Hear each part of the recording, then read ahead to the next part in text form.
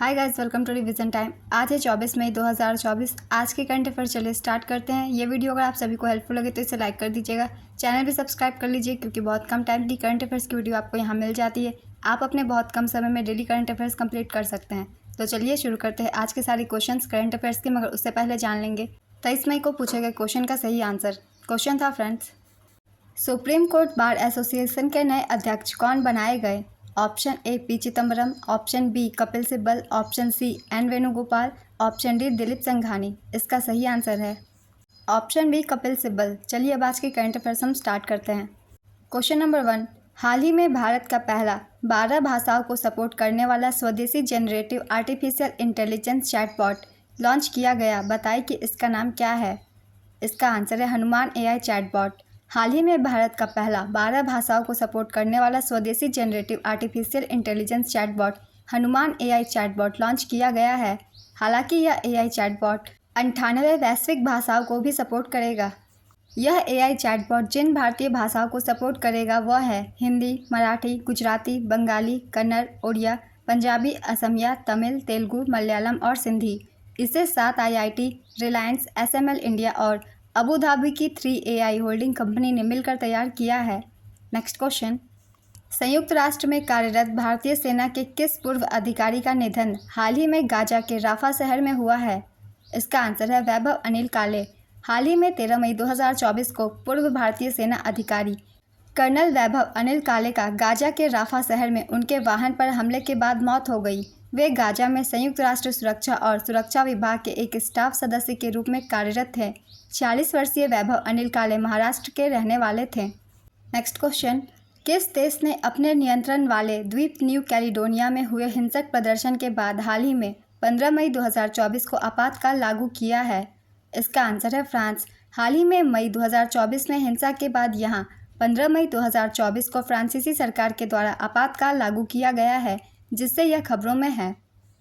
दरअसल फ्रांस ने मई 2024 में न्यू कैलेडोनिया में मतदान नियमों में बदलाव वाले विधेयक पास किया था। इस बिल का उद्देश्य 10 वर्षों से अधिक समय से न्यू कैलेडोनिया में रहने वाले फ्रांसीसी निवासियों को मतदान का अधिकार देना है, जिससे यहाँ के मूल निवासियों कनक जनजाति में आक्रोश फैल गया। इन लोगों का कहना है कि वे अब फ्रांस से अलग होना चाहते हैं।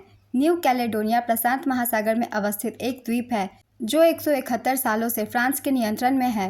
नेक्स्ट क्वेश्चन, जापान और किस देश ने हाइपरसोनिक मिसाइल के इंटरसेप्टर विकसित करने के लिए समझौता किया है? इसका आंसर है अमेरिका। जापान और अमेरिका ने 2030 के दशक तक हाइपरसोनिक मिसाइलों के लिए इंटरसेप्टर विकसित करने के लिए एक अनुबंध पर हस्ताक्षर किए हैं, जिसकी परियोजना लागत $3 बिलियन से अधिक है। इस पहल का उद्देश्य हाइपरसोनिक मिसाइलों के खिलाफ रक्षा क्षमताओं को मजबूत करना है, जो चीन और उत्तर कोरिया के साथ बढ़ते तनाव के बीच ध्वनि की गति से 5 गुना अधिक यात्रा करते हैं। नेक्स्ट क्वेश्चन, हाल ही में IDFC फर्स्ट बैंक का पुनर्कालिक निदेशक किसे नियुक्त किया गया? इसका आंसर है प्रदीप नटराजन। RBI ने IDFC फर्स्ट बैंक के बोर्ड में पूर्णकालिक निदेशक के रूप में प्रदीप नटराजन की नियुक्ति के लिए अपनी मंजूरी दे दी है। नेक्स्ट क्वेश्चन, हाल ही में किस देश के सुरक्षा मंत्री टो लैम को वहां के नया राष्ट्रपति बनाया गया? इसका आंसर है वियतनाम। वियतनाम के सुरक्षा मंत्री टो लैम को वहां का नया राष्ट्रपति बनाया गया। उनके पूर्ववर्ती राष्ट्रपति वान थुओंग ने चल रहे भ्रष्टाचार विरोधी अभियान में इस्तीफा दे दिया था। टो लैम 2016 में मंत्री बनने से पहले सार्वजनिक सुरक्षा मंत्रालय में 4 दशक से अधिक समय बिताया। वियतनाम की राजधानी हनोई है। यहाँ की मुद्रा वियतनामी डोंग है। प्रधानमंत्री फाम मिन चिन। नेक्स्ट क्वेश्चन, किस थीम के साथ 20 मई को विश्व मधुमक्खी दिवस मनाया गया? इसका आंसर है बी इंगेज्ड विथ यूथ। विश्व मधुमक्खी दिवस मधुमक्खी पालन में अग्रणी एंटोन जानसा की जयंती का प्रतीक है। विश्व मधुमक्खी दिवस की स्थापना दिसंबर 2017 में संयुक्त राष्ट्र में स्लोवेनिया के प्रस्ताव के बाद की गई थी। नेक्स्ट क्वेश्चन, हाल ही में किस भारतीय शहर में रॉक आर्ट का पहला साक्ष्य खोजा गया? इसका आंसर है मैंगलुरु। पुरातत्वविदों ने कर्नाटक के मैंगलुरु शहर में बोलूर पन्ने कोटेडा बब्बू स्वामी मंदिर के पास रॉक आर्ट का पहला साक्ष्य खोजा। इस रॉक आर्ट में मानव पैरों के निशान हैं, जो मंदिर के पास एक प्राकृतिक पत्थर की शिला पर पाए गए हैं। ये पैरों के निशान पहली या दूसरी शताब्दी ईस्वी में बनाए गए होंगे। रॉक आर्ट से तात्पर्य पेंटिंग और रॉक पेंटिंग से है, जो अशिक्षित समाजों के निर्विवाद संज्ञानात्मक साक्ष्य थे। नेक्स्ट क्वेश्चन, हाल ही में किस देश के राष्ट्रपति की हेलीकॉप्टर दुर्घटना में मृत्यु हो गई? इसका आंसर है ईरान।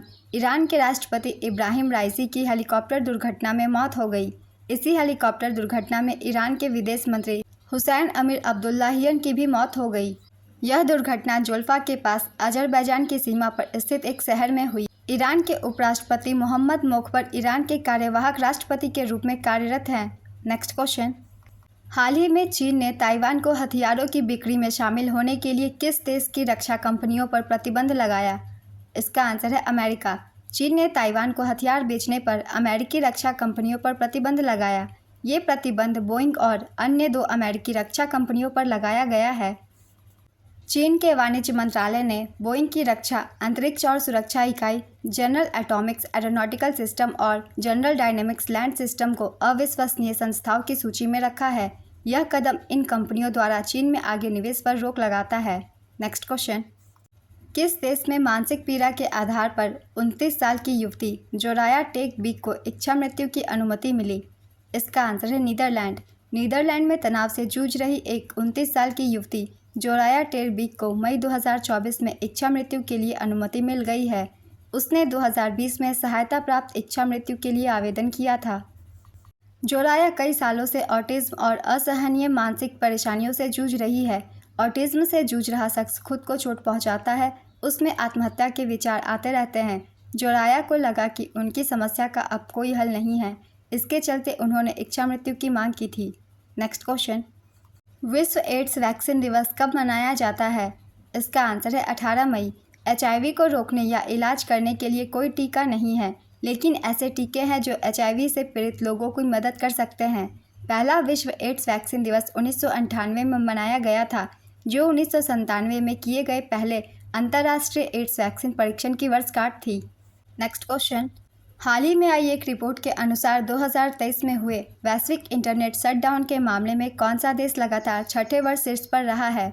इसका आंसर है भारत। हाल ही में 15 मई 2024 को एक्सेस नाउ और #KeepItOn द्वारा इंटरनेट शटडाउन इन 2023 नाम से संयुक्त रिपोर्ट जारी किया गया। रिपोर्ट के अनुसार वैश्विक स्तर पर दर्ज किए गए 283 मामलों में से 116 इंटरनेट शटडाउन भारत में हुआ है। भारत इंटरनेट शटडाउन के मामले में लगातार छठे साल सबसे ऊपर है। रिपोर्ट के अनुसार भारत में सिकुड़ता लोकतंत्र, बढ़ती हिंसा के कारण इंटरनेट शटडाउन किया गया है। रिपोर्ट के अनुसार पिछले वर्ष जम्मू कश्मीर में 17 बार इंटरनेट शटडाउन किया गया तथा मणिपुर में 212 दिनों तक राज्यव्यापी इंटरनेट शटडाउन था। इसके अतिरिक्त हरियाणा और पंजाब में कई बार इंटरनेट शटडाउन किया गया। Next question. हाल ही में अमेरिका ने जो बाइडेन के कार्यकाल में अपना कौनसा सब क्रिटिकल परमाणु परीक्षण किया? इसका आंसर है तीसरा। अमेरिका ने जो बाइडेन के कार्यकाल में तीसरा सब क्रिटिकल न्यूक्लियर टेस्ट किया। अमेरिका ऊर्जा विभाग के राष्ट्रीय परमाणु सुरक्षा प्रशासन ने नेवादा में एक सब क्रिटिकल परमाणु परीक्षण किया। ये देश के परमाणु हथियारों के लिए जरूरी डाटा एकत्र करने के लिए किया गया था। यह निम्बले सीरीज का पहला एक्सपेरिमेंट था जो लॉरेंस लिवमोर नेशनल लेबोरेटरी के साथ साझेदारी में था। Next question. हाल ही में 14वीं सदी की मिस्र के किस राजा की मम्मी के जरिए उनका चेहरा बनाया गया है? इसका आंसर है आमेनहोटेप III।